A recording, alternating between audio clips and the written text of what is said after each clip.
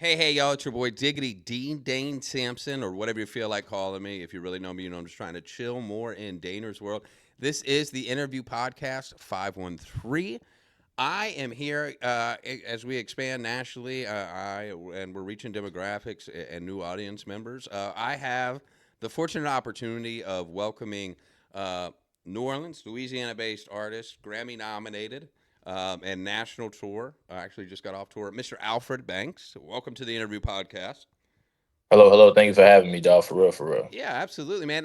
I gotta say, it's really neat. So, I you reached out after like I had just started a new page Mm, because we just launched the auto versions of our podcast on all major platforms this past week. So that was really cool. But I released a reel with Santino Corleone, who that episode that's dropped. dope. Yeah, that episode dropped today. Hey, Yeah, it was cool. And you reached out, so that was a really neat thing for me. Like, you know what I'm saying? Like, damn, people in Louisiana are watching. Like, so thank you. Um, of course, man, of course, yeah, of yeah, course. yeah. And then when I got to study your stuff a little bit, I mean, the list of your accomplishments is crazy. Like, as I mentioned, you're Grammy nominated. Complex's 10 upcoming New Orleans MCs. That's dope.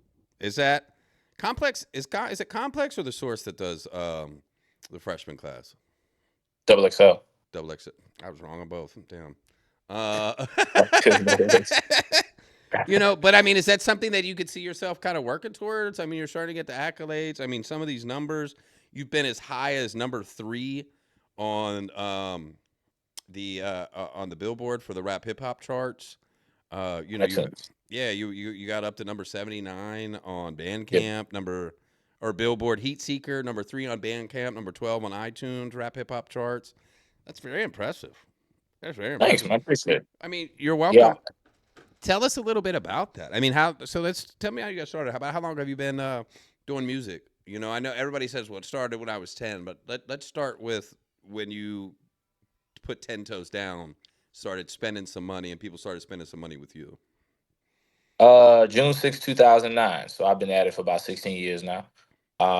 And yeah, I started just doing local showcases in New Orleans, little underground concerts and stuff, and started working my way out regionally and doing stuff like that. But now I've been doing it for about 16 years, man, and I was 17 when I first started, so I'm 34 now, and it's been definitely been a journey, ups and downs, but I definitely am proud of some of the things that I've done I have quite a list, and what I've learned is. I come from like somewhat of a different school of it. Like I came up under a bunch of guys who were from like the old law, and like you had to be outside and do things and like talk to people and touch people and stuff. And so Yeah. like we now kind of live in a world where your accomplishments can all be done behind the screen.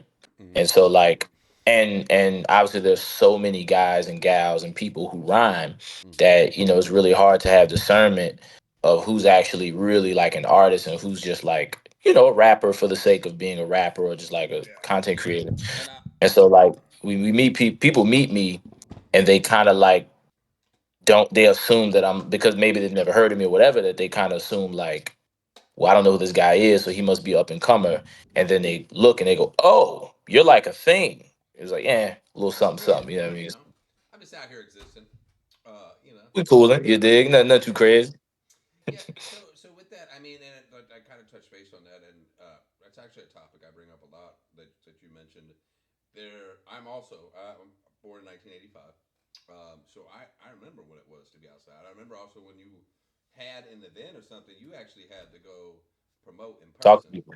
put something in Mm, hand, and I feel like that disconnect with social media because you can have an artist, and I know some from my hometown 100, 200,000 monthly listeners, this and that, and cannot, and they're maybe do a million streams a month or whatever. That's very impressive, but can't sell out a 150 person venue. You yeah. know what I mean? And it's because they don't spend time in the community. And I feel like especially with hip hop and that correlation of there's no hip rap song in the top 40 right now. Still, I think right now maybe Drake's creeping back up there, but that's with an old Love album. Um, when they do, it's very aggressive music. A lot. You know what I mean? I kind of like Mhm. that drill is. I loved drill for what it was because it was aggressive. It made you feel something. But I think people are tired of dying over it. You know what I mean? Yeah, I mean, that's also if, there's so much on the underground. Mm-hmm. And I think I was just actually thinking about this earlier today. I was talking to one of the homies with the whole like Billboard and like charts. I think probably about like 25, maybe about 30 years ago, um, media to some degree decided the best thing to do was to separate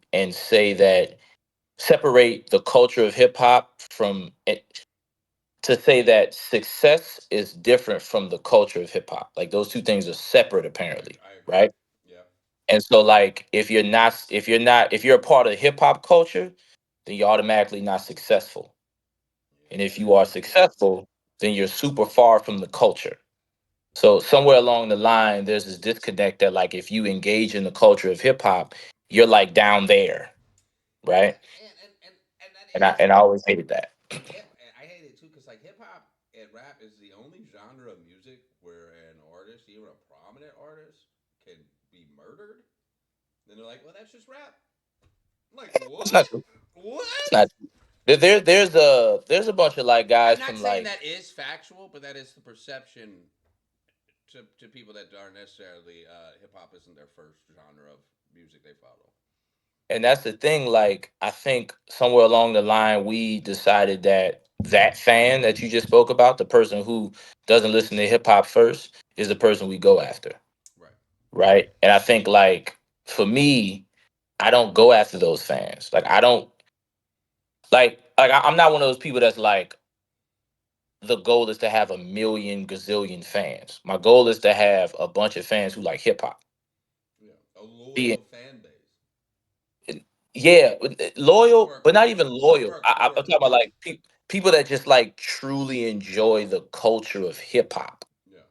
Like whether that is because I don't think if you truly enjoy the culture of hip hop, you're a fly by night fan in any Correct. capacity. Correct. Because like I think somewhere along the line, because of media, whether it's perpetuated through some of the music, whatever, it's like we want fans. Like success comes when a bunch of people that don't like rap music start to listen to your rap music. That's what's deemed as success. Yeah. And I'm completely against that. I'm always like, yo, it's the culture forward. And that doesn't also mean that you have to be down here, right? Because mainstream, I could go off on this tangent forever, but I won't. I'll bring it around here. But like in mainstream culture, there's only room for maybe two or three guys who do what's considered hip hop, right? Mm-hmm. And there's a gazillion people who do really good quality hip hop. I just think the effort it takes to find those guys, though it isn't hard, is just too much for the average listener now. It's like, wait, there's three buttons I gotta press? I'm good, right? I always say that, and I'll end here. I always say that, like a lot of the things that, not saying you, just generally speaking, Yeah. but people that complain about the lack of, or there isn't any, or there's no balance, or there's not enough of in hip hop, only listen to mainstream because everything you want is there. There's 175,000 songs uploaded to every every DSP every single day, all That's of them. crazy. That's crazy. So it's like there's a lot of music out there, man, and it takes a little time. Go check it out. Yeah, for sure, for sure. And you know, a lot of your music focus on mental health, growth, and Yeah, that. John, And you know, this month is ADHD, neurodivergent, autism awareness. I don't for know if sure. you were, but my algorithm, I was like, oh, there's other people like this. You know what I'm saying? Yeah, man. Yeah, You man. know what I mean? Yeah, And it's cool to facts. talk about. It's cool to like have your superpowers because we are still people. I Yes, think sir. Of I feel like the greatest creative minds are neurodivergent, or course. because you have to think and you can't. Our brains don't process and work in a defined spectrum or lane. You know what I mean? And Thousand they percent. keep trying to box us in because we're so powerful. You know what I mean? Yeah, You know, thousand percent. and they're scared of us because we are the ones that are continuously going to bunk the system, and we do, and they have to adjust. And that's why I think you're seeing those dominoes fall of like even streaming service are replacing, and they've made the major labels that used to, you know, they had this one artist and that was the single for 3 months and that was it. And you didn't get them up till that. Now we're also exposed all the time. We're the ones that are adapting well to it. You know, Yes. Yes. and we're no longer apologizing for it. You know what I mean? Like we're just fucking. We're Yeah, just man. people. Yeah, So man. At the end of the day, I think like mental health across a lot of facets is very important, and it's important enough to be spoken about through music, through all forms of media. I think what's happening now. One of the good things about the internet is that a lot of the things that were deemed taboo or deemed weird or not worthy of light being shined on it, to have light shine on it, all those things, there are people who feel so strongly about it now. They have platforms to speak about it, yeah, and now they're finding people that's like, oh yeah, I feel the same way kind of vibe, you know what I mean? yeah, And I think that's important, man. Like, you know there's a lot of people that have affected the world in a positive way that may or may not be dealing with something, and so I think those people should be respected and loved and held up, regardless of what people may deem as a shortcoming in some way. and I'm not. This is not me saying that non-neurodivergent people are any less significant. They're just different. We're But all different. and the way we process information. Um, so what made you decide? You know, because I'm sure you've had evolutions of the things you rap about. Um, what made you decide to incorporate that into your art in the way that you do, and to the point that that's what you're now known for? Well, my oldest brother, Alfred Banks, he suffered from schizophrenia, and he died by suicide. And when previous to that, I had never heard the phrase mental health before. Yeah, I didn't know anything about it. Right, I kind of grew up in a family where something was going wrong, you prayed it away, yeah, and that kind of was reverberated through the community I was a part of and stuff like that. yeah, And so, like when my brother passed away, I did a lot of Googles about what schizophrenia was because I didn't know what it was. yeah, And I did the research and I went, oh, wow, this is a thing and it affects millions of people across the world.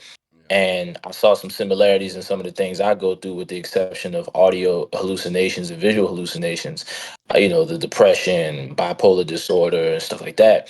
And so I was exposed, and anxiety, I was exposed to all these things. I thought anxiety was some shit like white girls talked about, like, oh, you just got anxiety. And then I realized that's like a serious thing that I suffer from. And millions of people suffer from. So once I found that out, it was like a bag of bricks fell on my head, and I was like, yo, I got to talk about this. I got to yell this out to the mountaintops because there's maybe some people who don't know about it the same way I didn't previous to this moment. And so, one is to keep my brother's memory alive because he was more than his mental health issues, and he dealt with them very well. And also, there are people who are just as beautiful as my brother, and they go through these things, and they are fighting every day. And so, yeah. yeah, I'm not. Uh, a preacher by any means, but I definitely understand the power of words, and I understand that like the little bit of platform that I have and a little bit of name that I have, I I feel like I need to do something with it because all my favorite rappers did. You know what I mean? Yeah, and it's crazy that you just brought that up. And maybe I might talk to you a little bit more off camera. But my close business partner, I moved down here to Tampa with, also has schizophrenia. Uh, Wow, yeah, yeah, and he, like you said, I didn't know audio and visual hallucinations were such an day part of their life. Like we'll just be chilling. He's like, "Hey man, I'm hallucinating right now," and I'm like, oh, "Okay, so what do we do about that?" Nothing. He's like, "Nothing. There's nothing you can do." I'm like, wow, how do you fix that? You know what I mean? And then like even today, like he got some great news, and I was like this, and he was like, and then I tried to build him up with like, oh yeah, this, and he was like, oh man, I don't really get to me. We're out just one day away from the end, and I was like, but that's their realization. I feel like their head screams so loud, like, I have ADHD. I couldn't imagine if my ADHD was visual and audio. You know what I'm saying? yeah, wow, it's intense, and And he's such a and beautiful soul. And he like when he's able to like alleviate those distractions, he's like a human chat GPT. it's But when beautiful. it is beautiful, but and then it's sad when I don't want to call it a disease. Is it a disease? Is it? I don't. It's a mental disease, yeah. But Yeah, like when that issue starts to raise its ugly head, rear its ugly head, you know what I mean? okay. Yeah, it's intense, man, and I wish your brother nothing but the best. And shouts to them for fighting and working every day just to exist in this crazy space we're in right now called the world. It is a lot, man, and like I'm, I've never experienced anything like that, but a lot of the things that I experience are just as intense. You know what I mean? And it makes me I can only imagine what it's like to deal with something like that. You know what I mean? Like that is a lot. So, nothing but blessings to you. Sometimes it's got to be like living in the upside down, you know? Like, 1,000%. yeah, Exactly. 1000%. So last night you had an accomplishment. You had you filmed a documentary recently. You were telling me about, and that got there was a viewing for that last night. Is that correct? Yeah. It was actually really dope because the documentary about me. Shouts to my man Kenny Lass and my man Lloyd Moret. They reached out to me in 2022 and was like, "Hey man, we want to film a documentary on you." And I was like, "Word, that's tight. That's dope. I'm not interested." And they hit me back up in 2023, and they were like, "Nah, nah, nah, we want to do this documentary." Hmm. And I was like, "Sure, okay." And we filmed it, and it came out really, really dope. It's gorgeous, and I kind of came to it because I was like, man, I want something here when I'm gone that people can like kind of go to and look at and be like, man, that dude was something else. Yeah, Long story your short, we legacy. dropped, yeah, like legacy, and we dropped it physically December 2024, Hmm. ironically, right around the same time. We did a big event for it in New Orleans. It was like the second biggest crowd I've ever drawn in my hometown, which is crazy. I didn't know that many people cared about me. I was like, wow, this is nuts. And then we did the online release January of this year, 2025, and it's on YouTube and stuff. And it kind of like I don't say went to the back, but it kind of was like, yeah, we have a documentary. It's out. We move on to the next thing. Yeah. But my man Gian Smith, he reached out and was like, "Yo, I have this the Black Film Festival here in New Orleans that I would love to show your piece at." And I was like, "Okay, cool, let's do it." And he reached out and we got it all squared away, and we showed it last night, and it was dope because the show that I released it at was all my fans. This is the first time I showed it somewhere when nobody in the crowd knew who I was. I mean, it was a few people that knew me, but like not a lot, you know. You kind of got to watch. And it's my first time watching it since December of last year, of 2024, because I haven't watched it since, Yeah. and it was just like wow, so much has changed since that documentary came out. There's people in there that I don't rock with anymore, and just the love that I have for my brother Justin and my dog Marcel P. Black, and like all the stuff. It's really beautiful to see. It's like, damn, I see the pain in that man's eyes. That Alfred Banks dude, I see the pain in his eyes, but I see the optimism, I see the imagination, I see the grind, I see the work, and it's like, man, look at that dude. And people gravitated to it. It was so dope. That's amazing. I met a lot of dope people last night who now rock with Alfred Banks, and it was a really dope time. So Yeah. yeah, Money maybe in I'll the show it again in 2026. Who Money in the knows? bank. Money in the bank. I mean, and let's elaborate on that a little bit. Because I could just go on my own experience. Sometimes you've been on the grind so long, and like just like you mentioned, when you put it out initially, you put it out and it goes backward because you got to stay in constant motion.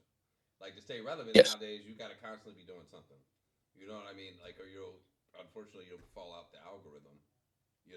Yeah. Unless you got like live shows or something like that, but that's just the nature of the beast. And sometimes we very rarely, especially once you start to get some success, get a chance to sit down and look at your body of work and have grace, you know.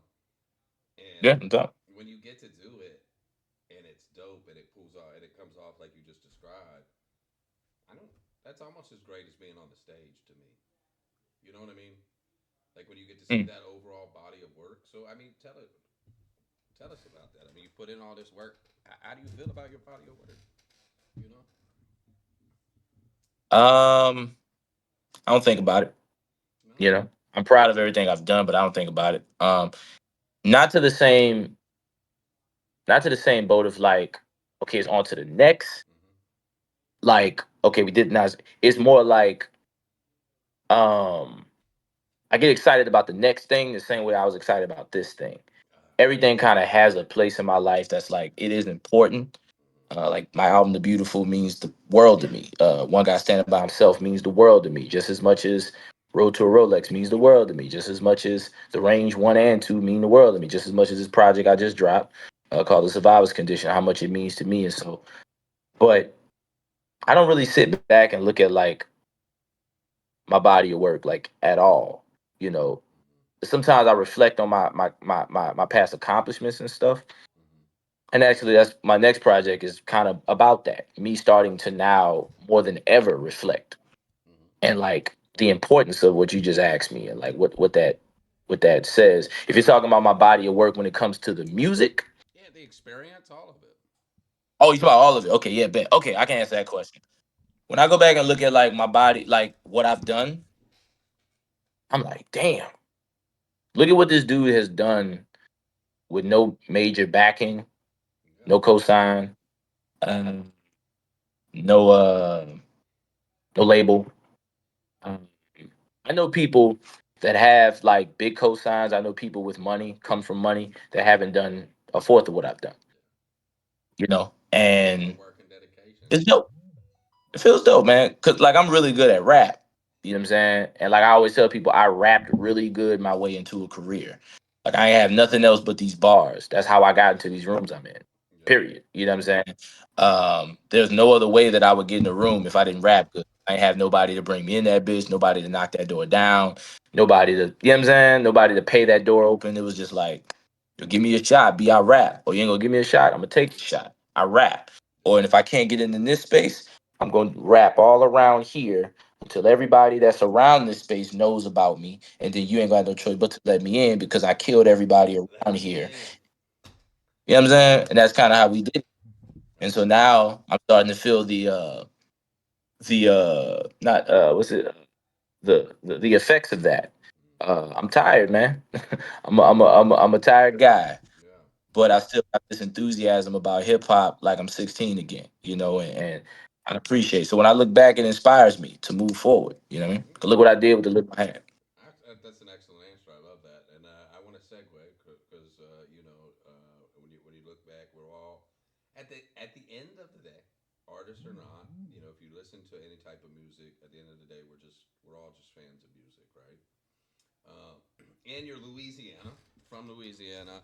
Um, I want to play a game, if that's okay. It's a game called the Blind Top Five.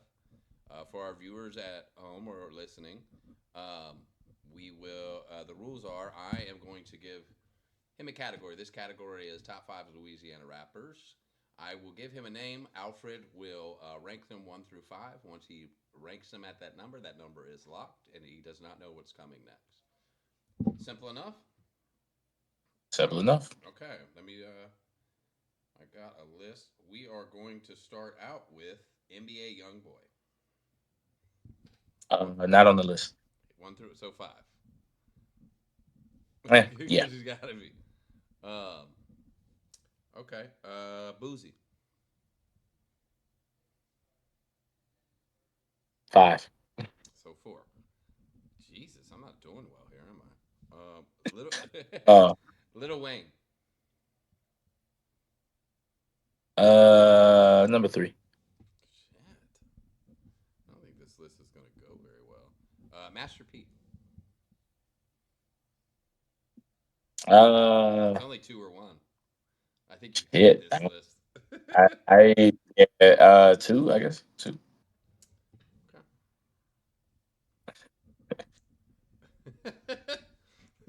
I've never seen somebody look so disappointed. So now I'm nervous. I guess I'm gonna. No, I'm torn. I'm gonna say Juvenile. That'll be your I'm number not one. mad at him being number one. He's not my number one, but Because I'm honestly, it not was mad at him. between that one was between him and Kevin Gates, just because of the list I have. I mean, I don't. as you said, you Yeah, respectfully too. yeah. All the respect in the world to all these But rappers. I I do. love them. This will accomplish people with differing opinions. Because one thing I know about New Orleans specifically, they're very passionate about the people they cheer for. Everybody you name, with the exception of Juvia, people I don't listen to, right? And I Okay. don't with the exception of P, I listened to a lot of P growing up, Make it say, but like you would have literally, there's like seven other rappers you could have named, and they would have all been on my top five. Okay. J Electronica, Well, uh, yeah. J Electronica would be probably my number one. Hmm. I say Wayne would be like number three. Um, Hmm. Well, let's Damn, get this who list. else from? So your blind top five, though, Wimp, just for the record. At number five, Yes, NBA Youngboy. Number four, Boozie Bad Ass. Number three, Lil Wayne. Number two, Master P. And number one, Juvenile. yes, Who do you think won the Cash Money No Limit Records versus? Did you watch that? yeah, I did. New Orleans won. New Orleans. New Damn, Orleans but won. that is a great answer. That is a great Yeah, New answer. Orleans. That is a great Yeah, answer. that was a moment. And shout out to my brother Mac. Mac is a big bro. Um, I was texting him while it was going on. I was like, "Yo, this is like so crazy seeing you up on the stage, brother." He was like, "Hell yeah, man, no doubt, young blood." And it was just dope. I had my personal reasons for wanting that to be super successful, but yeah, New Orleans won on that one. Hell yeah. That's a great answer. That a great answer. And we mentioned Santino that reference earlier. How did you guys meet? On Twitter, we met 2010. Um, Damn. and we had a mutual friend in G Easy. He brought G Easy up for some shows. I went to college with G. I have a song with G, or whatever. And we just started just chatting on Twitter in 2011, He 2012, so he's 2013. so good. Yeah, I know. I started touring. I started touring through Cincinnati around 2014 with Mickey Fax, and I met him there. And 2015, 16, we just kind of, but we've done a couple shows together. We have yet to have a song together, which is I think a crime. I think he sent me some beats and I completely spaced on him. Yeah. But Let's Santino's on my favorite. Santino. Y'all need a collab. The interview Facts, man. Nah, podcast. it's more on me, not him. Fiending. It's me. Yeah. Send me hella beats and My I've camera's spaced over on him. here. I keep pointing over here. My camera's over here. But no, But shouts to Santino. He's one of my favorite people, man. Dude is like wild talented. He's mm, been able to make a living doing this rap thing in a mm, very interesting way with the syncs. I love that. He takes care of his babies and his family, and he tours all over the world. I mean, you just can't get better than that. So, yeah, shouts to Santino. and it's crazy because he is a legend if you know in Cincinnati, but there are still so many people even in a small big city like Cincinnati that don't know how much that man's accomplished. Uh, I'm really big, and I'm sure you could kind of relate to this too. Right now Cincinnati is wild, bro, wild. Like it's dangerous to be there. Right, kind of right now. Downtown they got a curfew like in the city. That's crazy. Um, and it's really I'm watching, and it's kind of like what J. Cole said. Like we're not learning of these artists sometimes, these beautiful, talented people that affect and evoke emotion and feelings out of someone until after they're dead.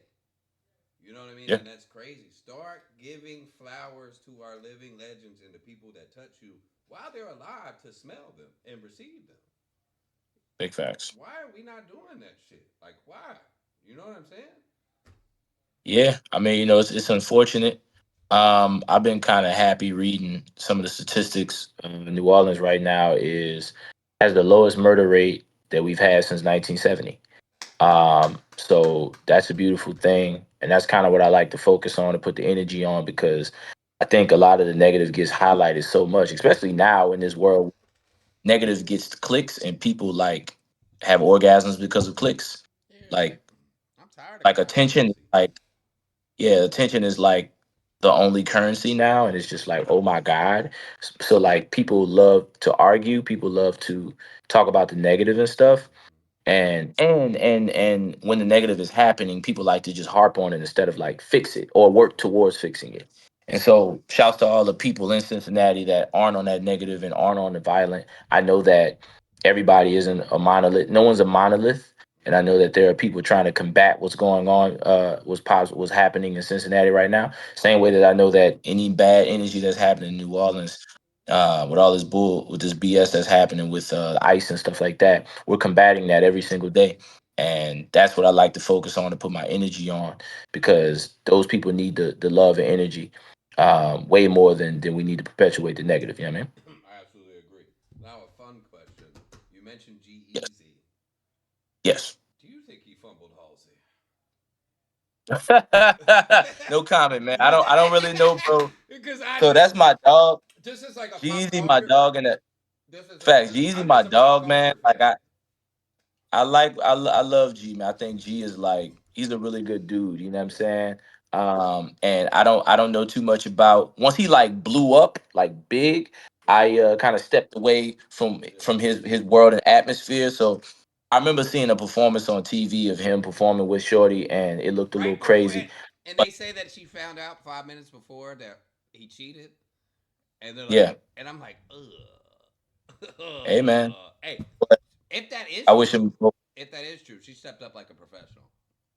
of course, man. I think I've had situations in my life where I had to perform through some really awkward moments or some intense situations, and I think like at the end of the day, we're gonna get to the reality of the situation. But this performance, this us being on stage, is supposed to be our getaway from it all. So I can only imagine if that is the case, that what she was going through, what he was going through. But I wish them both the best, and I hope they both continue to just make a gazillion dollars every day. Yeah, I can tell you've had some media training, but been doing this a while. Uh, Never had me. so I watched a lot. I went to YouTube University. yes, me too. Me too. Let's circle back. So, we had that list of New Orleans, and you're more entrenched and probably have more knowledge that you have forgotten about New Orleans musicians and history than I could ever hope to obtain. Um, so you started to mention some people that you would have put on that list. Who are some artists, New Orleans, and outside of that, but specifically where you're at home because the music is so abundant there that have influenced you, or who that you did idolize or look up to.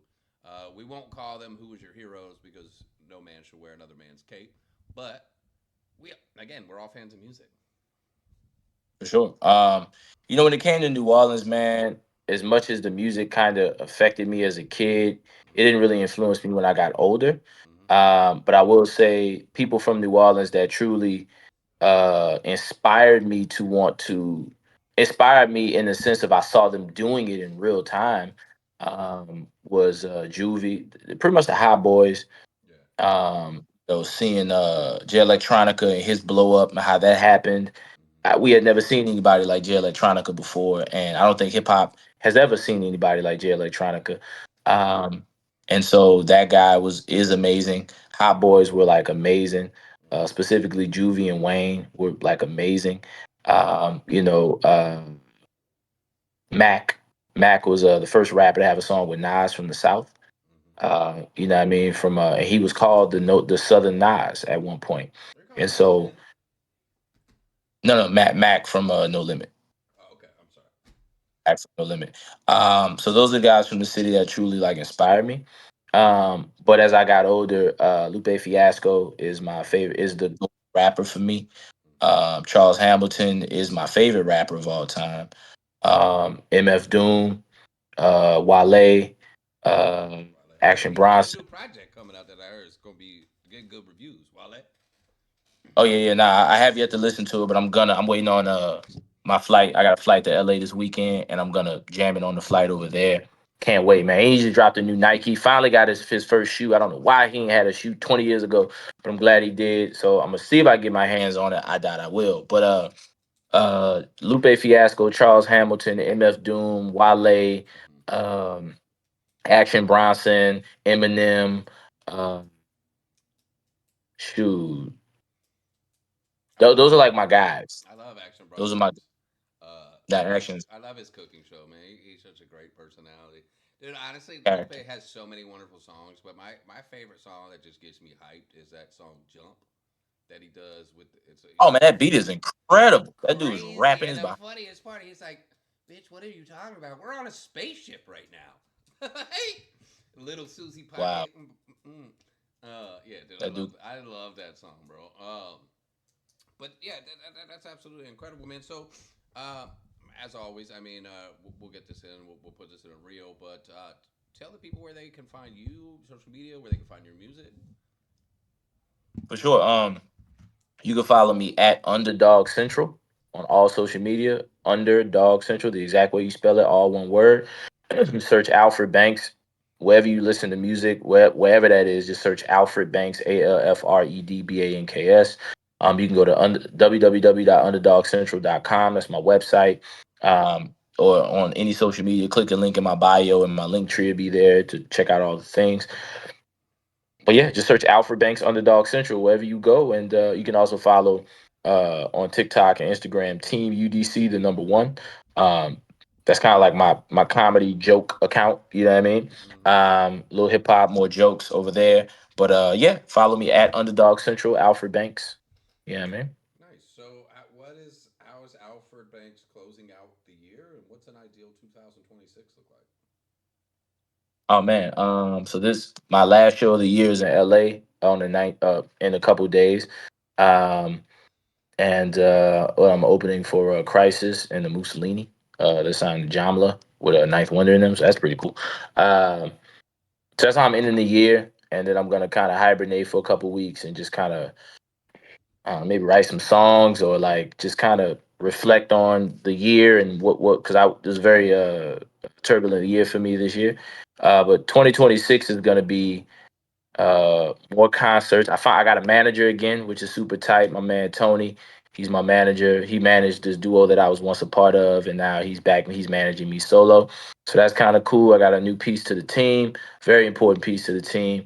And we're gonna be just rocking shows, man. Doing a bunch of shows all across the United States. I've already got about 9 concerts booked for 2026. Be a So that's rock cool. star. Gonna be say again. Be a rock star. That's what it sounds like. Oh man. Yep. Yeah, I mean, just go rap, do some things, have some fun. And putting out some music, man. There's a guy on Instagram by the name of Liam underscore Nissan. But his name is Luther Vandals. He's a dope producer.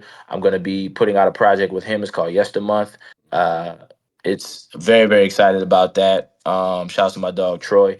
Uh and promoting the hell out of this project I just put out. The Survivor's Condition, a new EP we just dropped, me and my dog Pell, aka Pillow Talk. So we're gonna be promoting the hell out of that, the new project, and last but not least, last year or this year and last year, I performed with the Louisiana Philharmonic Orchestra. So I became the first rapper to ever do that in New Orleans. That's beautiful. Thank you. And so we recorded the project live, and so we're gonna be putting that out. So that's gonna be my first project that I probably like see for Grammy consideration and like the whole thingamajig. So I'll be doing my first live album, which I'm super hype about. And yeah, man, just rocking out. You know what I mean? So let me ask a little bit about that. So I know you have already been nominated before, correct? Yes. Okay. So for what project was that on? What did you have to submit anything? Like, I feel like I try to get this question out of a lot of people. Like, how do you even get considered for the Grammys? And how do you know what I mean? And then like when you get nominated, they just send you a letter, they call you. I mean, what? Walk us through that Nah, process. so so for this, I was in the right place at the right time. There's a band here in New Orleans called the New Orleans Nightcrawlers. I got reached out to by my man Jonathan McHugh. He's a professor here at Loyola University in New Orleans. He wanted to do a song where it was a big New Orleans anthem. It's me, my man Pell, my boy Hot Sizzle, my dog Et Doe helped co-produce. My man Nate executive produced the record, and I'm rapping on it. And it happened to go on the album that the New Orleans Nightcrawlers have already put out. Now they're already Grammy Award winners. They've won already. Mm-hmm. And so they put this song on that album. This album got nominated for a Grammy last year. I'm on the lead single. I wrote on the lead single of a Grammy nominated album. Hey. Thus I'm so it was the right place, right time. There's a process to the Grammy nomination. Shouts to my brother Mega Ran. He just got his first Grammy nomination for best children's album. I think it's Buddy's Magic Treehouse is the name of the album, and I really hope my dog takes it home. He actually has a rap where he explains how to get nominated for a Grammy in rap Send me form, and I that. think it's the coolest. Send me that. I will revert. Yeah, I'll find it. I'll send it to you. I need to It's hear a that. process, but I really hope. Hope one day I can get. I'm a part of a Grammy nominated album, Mm-hmm. Grammy nominated writer. So one day I want that bad boy to say Alfred Banks, name of album, Grammy nominated. So And that's like the and then hopefully Grammy winner, because I mean it's great to be nominated, but I feel like once you turn professional, the Grammy is, I don't care, and a lot of times you're like, who cares about Grammy? Those are people that usually have already won one. You know what I mean? Like I want to win a, Or I they would, I would love to feel win a like they Grammy. You know what I mean? I would love also, I want to be the best. You should want to be the best. You know what I mean? I love it's the art and this and that, but don't, if you have the opportunity and you believe in yourself enough that you can be the best, why shouldn't you want to try and be the best? Because we should always be trying to be the best versions of ourselves, right? yeah, I for me personally, like I want to be I believe I am one of the best rappers to ever do this thing, you know, and I think if we take accolades away and just go pure skill, I think everybody wants to be the best at whatever it is that they do. Um I think sometimes we want to be the best so much that the goals become so lofty that they're not realistic.